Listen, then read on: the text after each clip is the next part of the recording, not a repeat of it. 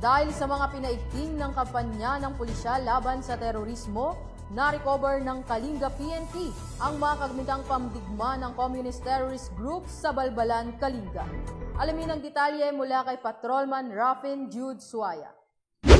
Na-recover ng Kalinga PNP ang mga kagamitang pandigma ng Communist Terrorist Group sa isinagawang internal security operations sa Sitio Uta, Barangay Gawaan, Balbalan, Kalinga nito lamang ikalimang araw ng Marso taong kasalukuyan. Batay sa ulat, habang nagsasagawa ng minor ISO ang mga operatiba ng Kalinga PPO, ay tumambad sa kanila ang mga kagamitang pandigma ng New People's Army, kabilang ang 2 live rifle grenades, isang case para sa rifle grenade, isang M16 short magazine, 23 empty shells ng 5.56 caliber, 11 live rounds ng caliber 5.56, 10 live rounds ng caliber 7.62, at 2 empty shells ng 9mm pistol.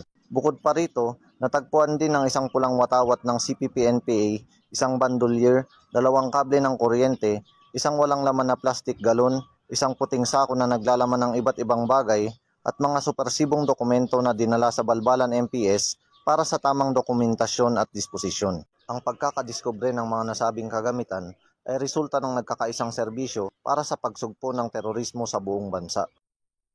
Mula dito sa Camp Dangwala, Trinidad, Benguet, ako po ang inyong PNN Correspondent Patrolman Rafin Jude Suaya, alagad ng batas, taga-taguyod ng Balitang Pulis.